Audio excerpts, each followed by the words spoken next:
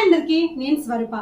నాకు చాలామంది సబ్స్క్రైబర్స్, కొంతమంది కస్టమర్స్ ఏంటంటే వాట్సాప్లో మెసేజ్లు పెడుతున్నారనమాట. ఏంటంటే మీ కంపెనీలో బెనిఫిట్స్ తక్కువ ఉన్నాయి, అందులో ఎక్కువ ఉన్నాయి, లేదంటే మీ దాంట్లో ప్రీమియం ఎక్కువ ఉంది, అక్కడ తక్కువ ఉంది, కొన్ని రిజెక్ట్ అవుతున్నాయి, ఇలాగా కొన్ని రకాల విమర్శలు అనేది చేస్తున్నారనమాట. నాకు మెసేజెస్ పెడుతున్నారు.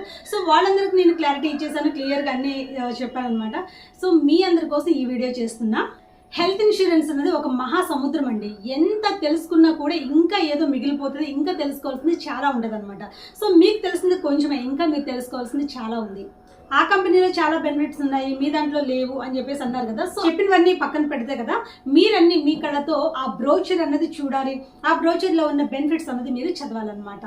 అలాగే ఒకళ్ళు కాల్ చేశారు, మెటర్నిటీకి మీ దాంట్లో ఇంతే ఉందండి, వేరే కంపెనీలో చాలా ఇస్తున్నారు కదా అని చెప్పేసి అన్నారు. అక్కడ వాళ్ళు పాలసీ తీసేసుకున్నారనమాట.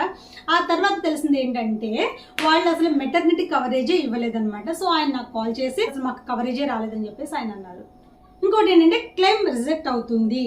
సో క్లెయిమ్ రిజెక్ట్ అయ్యింది అంటే కనుక ఒక రీజన్ ఉంటుంది అనమాట. సో రిజెక్ట్ అవడానికి కొన్ని కారణాలు ఉన్నాయి. ఎగ్జాంపుల్ ఏంటంటే వెయిటింగ్ పీరియడ్ అవ్వకముందు మీరు ఏదైనా చేయించుకోవాలంటే క్లెయిమ్ రాదు. అలాగే ఎక్స్పీరియన్స్ లేకుండా మాకు ఇది కావాలి అంటే కనుక మీకు క్లెయిమ్ అన్నది రాదు. అలాగే ఇంకొక రీజన్ ఏంటంటే మీరు పాలసీ తీసుకోవడానికి ముందే మీకు హెల్త్ ఇష్యూస్ ఏమన్నా ఉంటే కనుక అవి మాకు చెప్పకుండా మీరు పాలసీ తీసుకుంటే, ఒకవేళ ఆ ప్రాబ్లంతో మీరు హాస్పిటలైజేషన్ అయితే కనుక మీకు ఆ ప్రాబ్లంకి అంటే ఆ హెల్త్ ఇష్యూకి మీకు క్లెయిమ్ అన్నది రాదు. సో ఇలా చాలా ఉంటాయి అనమాట.